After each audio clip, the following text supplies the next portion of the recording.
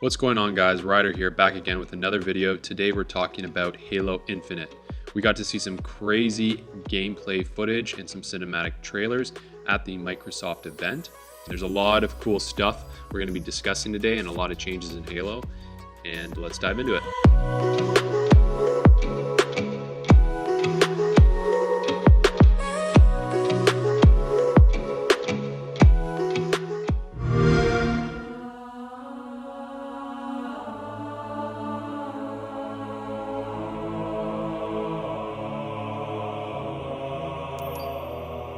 So, some of the interesting stuff. The Halo Infinite developer 343 revealed a little bit more about their upcoming game and how it's going to be played on the Xbox Series X. They're moving to an open world kind of concept. Now, isn't every game doing that these days?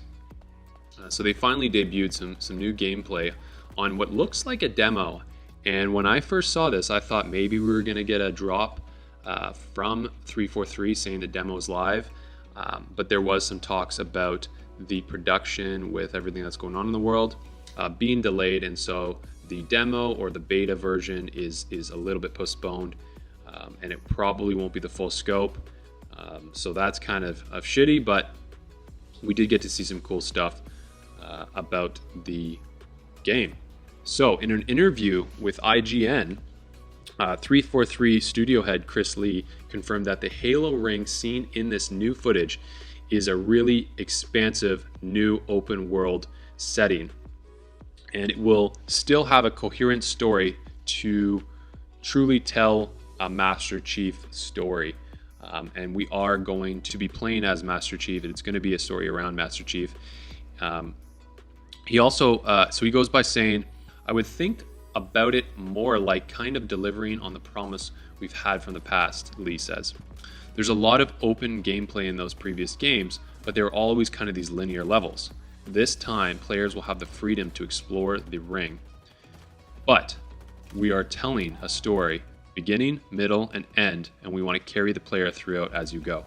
So it's pretty interesting to note what he's saying there, that it is an open world, but it will be linear, so that we do get to have those cinematic moments and progression throughout the story, where it's not just like a fully open world and you get to go and do whatever you want, which I really like. I really like the cinematic aspect. I actually really love linear games, but when you take linear games and you kind of open them up a bit with some freedom, I think that's a really good mix.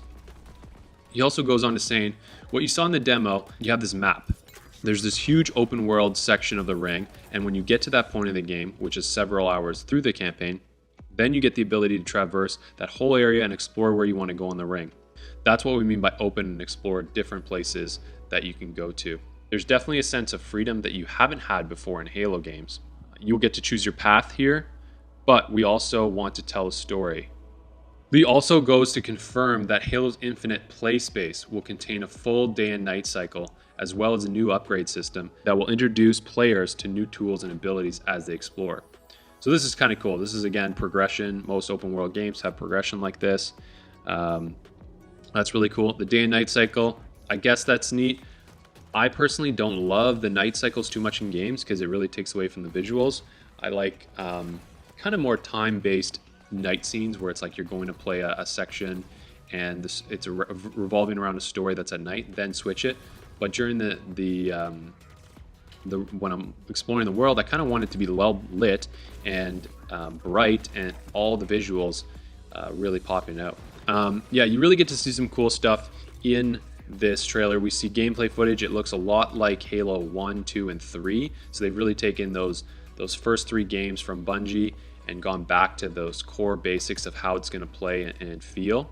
And then they've added some new twists like this grappling hook, being able to drive around in the Warthog throughout this open world, and that's really exciting. I'm a huge fan of Halo. I've played almost all of them. I really didn't get through 5 because I didn't like the story.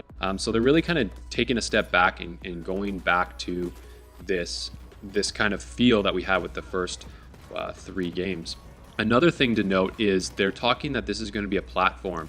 So by that, basically this means it's something like Fortnite, where they release it and then they're going to give constant updates to multiplayer and they'll most likely give constant updates to stories. So maybe every year or two they'll have a new story section, which I really love because, you know, aside from the visual and maybe some of the mechanics, there's no need to really have installments of games. You might as well just have the base game, have all these story DLCs, and then free upgrades for new multiplayer stuff, new game multiplayer game types, and just allow people to really invest in there, because once a new game comes, people just scrap the old one. They could also boost visuals as they go. They did say that they're going to have a live ray tracing upgrade months into its release, which is kind of disappointing because, like we said before, or I talked about in a previous video, the visuals were good, but they weren't like blow me away. People were saying online that the lighting was kind of flat. This is probably because they have to, you know, make it work on Xbox One and all the way up to Xbox Series X and PC. Now, you would think they could just downgrade the resolution and maybe even the frame rate on the lower gen consoles. You have to think like there is some limitations. Maybe it's because they're hitting 60 frames per second and they want it to be buttery smooth that they've dialed back the visuals. But they also did say that it's months away from launch. They're going to be polishing it off and putting some more time into making it look visually next gen or as good as possible. And again, that will probably go throughout its launch and into the years to come.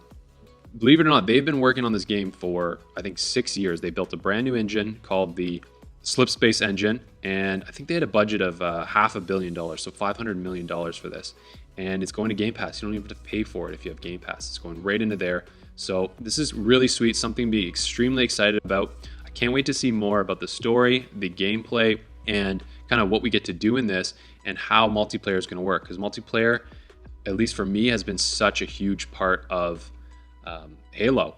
I really haven't sunk into a multiplayer shooter like I did with the older Halos, and I'm hoping this one will bring me back. So thanks for tuning in. Make sure to stay locked to the channel. Give this video a thumbs up if you liked it. Make sure to subscribe so you can stay up to date when I release new content, because as soon as news like this drops, I will be posting a video to keep you guys up to date. For everything gaming and tech, keep it locked to the channel. This is Ryder. Have a good one.